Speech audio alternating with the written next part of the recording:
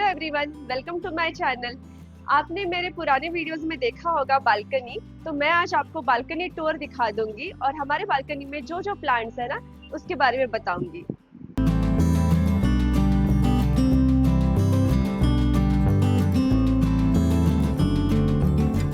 तो सबसे पहले मैं स्टार्ट करूंगी ये स्टैंड से। ये जो स्टैंड है ये हमने लोकल फैब्रिकेटर है उससे बनवाया है। तो हमने उसको डिजाइन दिया था जैसे कि ये जो लेवल है ये फर्स्ट और सेकंड, तो ये हमने 13 इंच रखवाया है। तो ये 13 इंच क्यों किया है ये मैं आपको बाद में बताऊंगी। और ये जो है ये थर्ड लेयर है, अभी फिलहाल तो हम ये यूज नहीं कर रहे हैं। फिर यहाँ पे ये मेश रखा है ताकि जो पॉट्स है हम उस पे लगा सकते हैं ये मेश पे।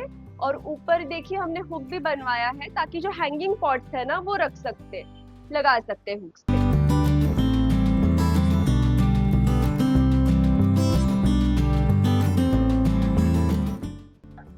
वीडियो के एंड तक बनी रहिएगा क्योंकि सॉइल का जो मिक्सचर है मतलब उसका रेशो जो इसमें डलता है वो मैं आपको वीडियो के एंड में बता दूंगी।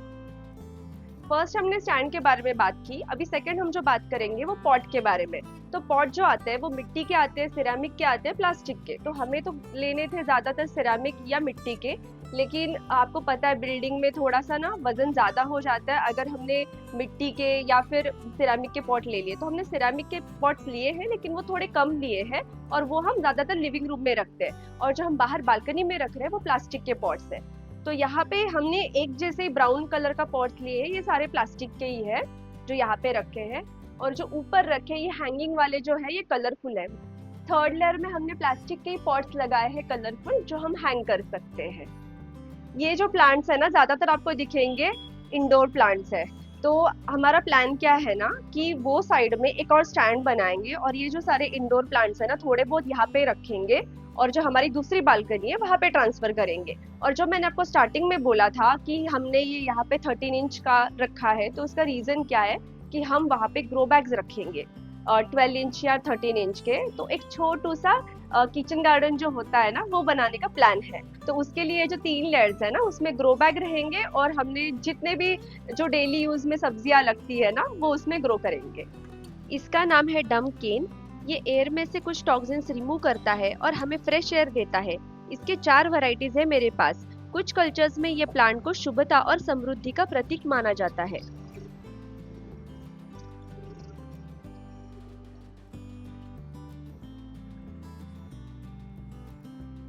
ये हमारी तुलसी है और ये तुलसी वृंदावन है। यहाँ पे एक लोकल शॉप है, वहां से हमने तुलसी वृंदावन लिया।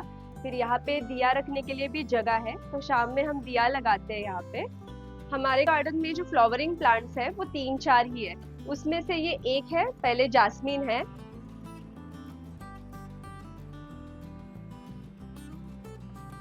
फिर ये हिबिस्कस है। ये जो हिबिस्कस का कलर है वो है ऑरेंज।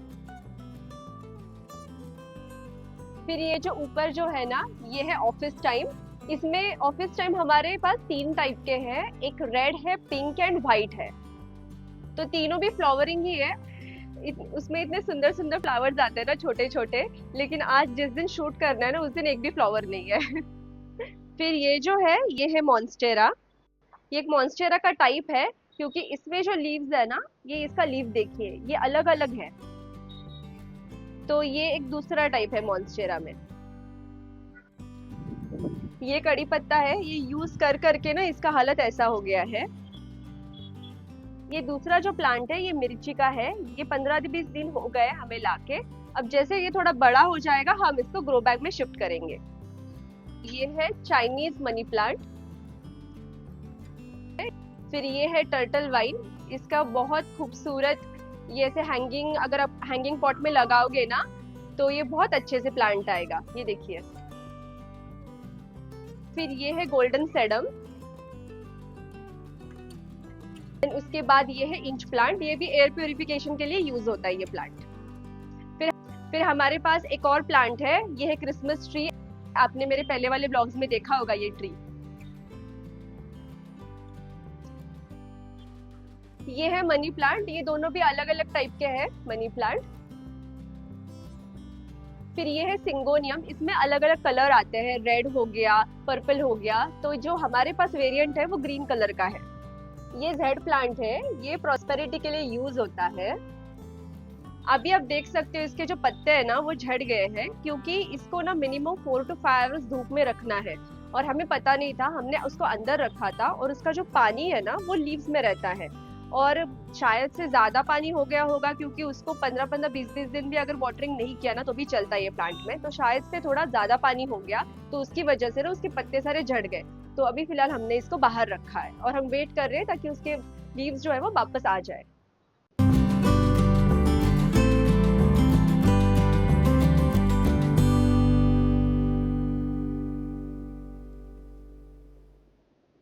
ये एग्लोनोमिया है, ये पाम ट्री है। पाम ट्री अभी रिसेंटली लाया है, तो इसके लिए ये ज्यादा ग्रो नहीं हुआ है, नहीं तो ये अच्छे से ग्रो होता है और डेंस हो जाएगा। और ये जो है वो है पीस लिली। ये भी फ्लावरिंग प्लांट है और इंडोर प्लांट भी है। इसको ना इनडायरेक्ट सनलाइट चाहिए, आप डायरेक्ट सनलाइट में उसको नहीं रख सकते। ये जो सिरेमिक पॉट है ना, ये हमने काफी सारे बड़े शॉप्स में, थोड़े लोकल शॉप में सर्च किए थे, लेकिन ये पॉट्स बहुत महंगे आते हैं। तो हम ना एक दिन गए थे यहाँ पे एक लोकल शॉप में, तो हमें वहाँ पे बहुत सस्ता मिला। ये जो पॉट है वो 700 में मिला। ये काफी काफी हैवी है ये सिरेमिक पॉट। ये 700 में मिला और ये वाला जो है वो 400 में। तो ऐसे हमने दो लिए। और ये जो प्लास्टिक का पॉट है ये हमने लिया है आइकिया से। अभी हम सबसे इम्पोर्टेंट इस पे आएंगे टॉपिक पे। कोई भी अगर माइंड में सोच रहा है कि मुझे गार्डनिंग करना है, तो सबसे पहले ख्याल तो यही आता है ना कि सॉइल मिक्सचर किस हिसाब से होना चाहिए। तो मैं अभी आपको वो सबसे इम्पोर्टेंट जो पार्ट है ना वो एक्सप्लेन करूंगी। ये है कोकोपीट, ये है ऑर्गेनिक मैन्योर, मतलब ये काऊ डंग का है।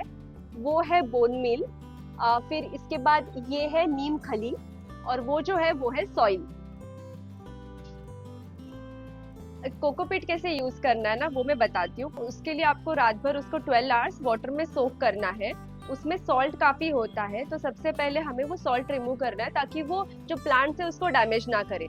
तो जब हम उसको सोक करेंगे, सोक करने के बाद ना वो काफी उसका जो मतलब डेंस हो जाता है, उसका वॉल्यूम बढ़ जाता है।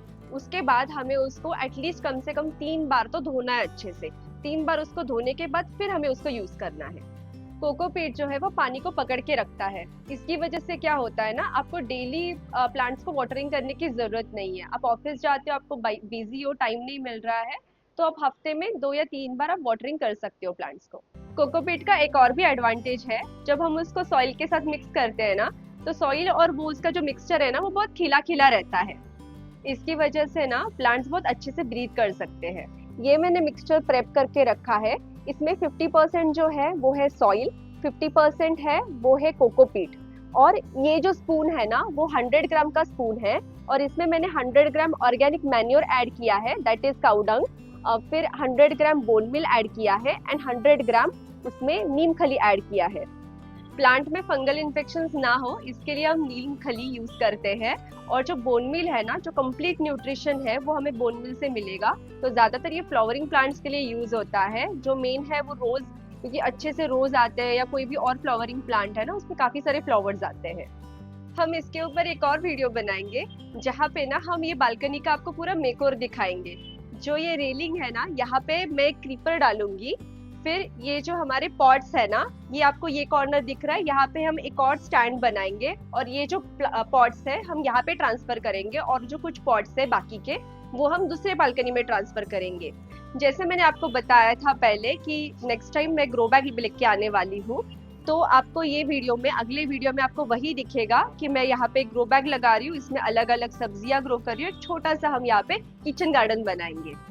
तो आप बता दीजिएगा कि आपको ये जो मिनी बालकनी है, मिनी गार्डन है, ये कैसे लगा। और चैनल को प्लीज सपोर्ट कीजिए, लाइक करिएगा, कमेंट करिएगा और सब्सक्राइब करिएगा। और आगे भी अगर आपको कोई टॉपिक पे वीडियोस चाहिए तो मुझे वैसे बता दीजिए। और अगर आपको मेरा होम देखना है तो होम टूर का भी मैं एक वीडियो बनाऊंगी। तो चलिए चलते हैं, बाय बाय, टेक केयर।